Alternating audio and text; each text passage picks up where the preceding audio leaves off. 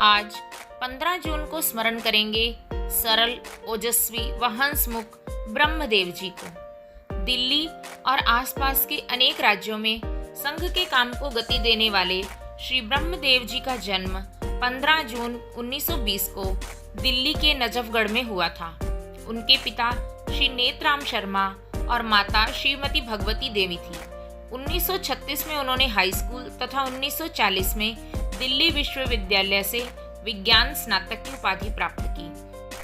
अगर आपने अभी तक हमारे चैनल को सब्सक्राइब नहीं किया है तो कृपया इसे सब्सक्राइब अवश्य कर लें, जिससे कि आपको प्रतिदिन इसी प्रकार की अच्छी जानकारी मिलती रहे। 1937 में हिंदू महासभा भवन में लगने वाली शाखा में वे स्वयंसेवक बने। इसके बाद उनका समर्पण संघ के प्रति बढ़ता गया। शिक्षा पूरी कर उन्होंने मेरठ के सैन्य लेखा कार्यालय में नौकरी की। वहां एक अंग्रेज अधिकारी ने उनकी एक छोटी सी गलती पर सभी भारतीयों के लिए अभद्र टिप्पणी की।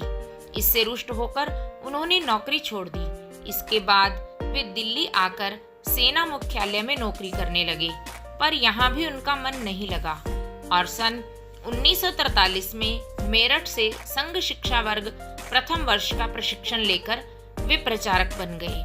इस निर्णय से घर वाले बहुत नाराज हुए। उनके पिताजी ने डांटते हुए कहा कि आज के बाद मुझे अपना मुंह नहीं दिखाना। ब्रह्मदेव जी सचमुच उसके बाद अपने घर नहीं गए। यह व्रत 16 वर्ष बाद बहन के विवाह के समय पिताजी के आग्रह पर ही टूटा।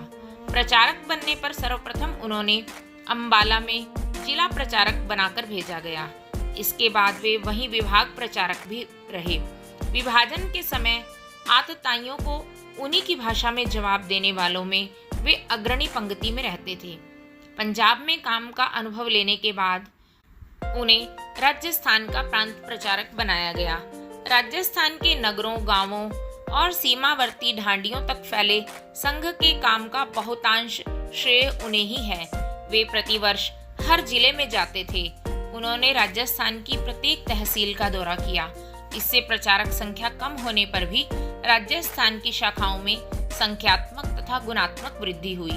आपातकाल की समाप्ति के बाद उन्हें दिल्ली, हरियाणा, पंजाब, राजस्थान, हिमाचल प्रदेश तथा जम्मू कश्मीर के क्षेत्र प्रचारक की जिम्मेदारी दी गई। सरल व हंसमुख स्वभाव होने के बाद भी वे अनुशासन और काम के प्रति बहुत कठोर थे। वे कार्यकर्ता के साथ उसके घर परिवार वालों की भी पूरी चिंता करते थे। उनके भाषण बहुत भावपूर्ण, तर्कशुद्ध तथा ओजस्वी होने के कारण मन मस्तिष्क पर सीधी चोट करते थे। अतः कार्यकर्ता बार बार उन्हें सुनना चाहते थे। 1977 से 1989 तक वे इसी दायित्व पर रहे। 1989 के बाद उनका स्वास्थ्य प्रवास करने की स्थिति में नहीं रहा। अतः वे विश्व हिंदू परिषद के केंद्रीय कार्यालय पर रहने लगे। परिषद के केंद्रीय मंत्री के नाते उनके अनुभव का लाभ सबको मिलने लगा। वे परिवार के मुखिया की तरह वहां रहने वाले सब प्रचारक, पूर्णकालिक कार्यकर्ता तथा कर्मचारियों को स्नेह देते थे। दिल्ली के झंडे वाला कार्यालय पर होने वाले कार्यक्रमों में वे जब अपने पुराने साथियों से मिलते थे तो हंसते हुए हाथ जोड़कर बड़ी विनम्रता से कहते थे, जरा इन गरीबों की तरफ भी एक नजर हो जाए। उनके मन में देश प्रेम और संघ कार्य की तड़प इतनी अधिक थी कि जब उन्हें हृदयाघात हुआ तो अचेतन अवस्था में भी वे धन धान्य पुष्पे भरा नामक प्रसिद्ध एक बांग्ला गीत गा रहे थे। इसके अंत में आने वाले आमार जन्मभूमि को वे बहुत जोर से बोलते थे।